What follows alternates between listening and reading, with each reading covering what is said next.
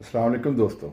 कल मैं खड़ा था गली में तो मैंने देखा कि एक रिक्शे वाला फल बेचता हुआ वहाँ आया और उसने अपना रिक्शा रोका, मोटरसाइकिल रिक्शा रोका, दरांती निकाली और वहाँ से गुज़रते हुए एक खाले के किनारे से एक मखसूस किस्म की बूटी को काटना शुरू किया। मैंने कहा, चाचा ये बूटी क्यों कटते पे हो? कहने लगा कि ये बूटी मेरी बकरी बड़े शौक नाल खांदी तो मैं उनके वास्ते कटदा खड़ा। तो मैं कहते बाजारों नहीं तुम खरीदे अपना चारा? उसका कि जी पट्ठे बड़े महंगे ने, ये जितने कि मेरे हाथ च ना पट्ठे मुठ जितनी के ये 100 रुपए की उत्थों मिलती।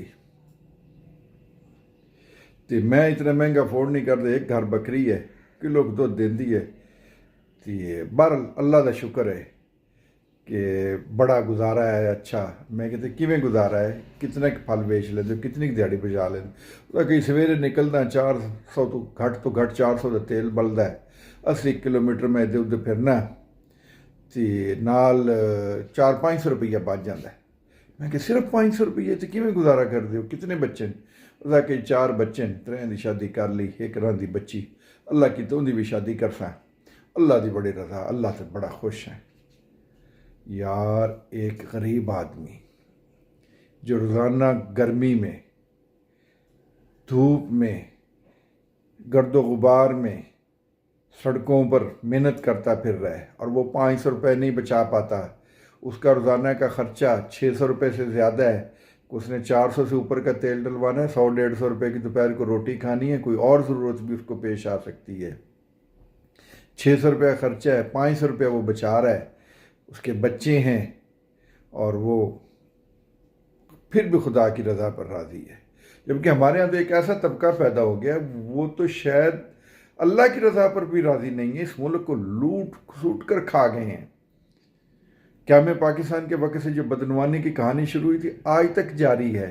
महाजरीन को ज़मीनों के अलाटमेंट के सिलसिले में जो बदनवानी शुरू हुई थी, जो उल्टे सीधे काम शुरू हुए थे, काश हम उस वक़्त रोक लेते तो आज हमारे वज़ीर दाखिला ये कहने पर मजबूर ना होता कि 100 अरब डॉलर इस मुल्क से बाहर मुंतकिल कर दिया गया, उसे वापस लाओ, उसमें से 10 अरब डॉलर ही वापस ले आओ वरना हम पूछ लेंगे।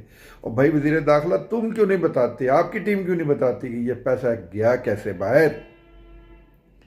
आपको इस बात का जवाब देना चाहिए, लेकिन आपको तो इस बात का ख्याल ही नहीं है, एहसास ही नहीं है कि हुकूमती इदारे क्या कर रहे हैं। उनके होते हुए अगर इतनी बड़ी पैमाने पर मनी लॉन्ड्रिंग हुई है तो फिर इस मुल्क में अल्लाह ही कुछ करेगा। अवाम जिस रवैये पर आ चुकी है, अवाम जिस जगह आ चुकी है, अवाम की जो सोच है, उससे हम सबको बचना चाहिए, वह रास्ता निकालना चाहिए कि इस मुल्क में गरीब अमीर सबको जीने का हक मिल सके।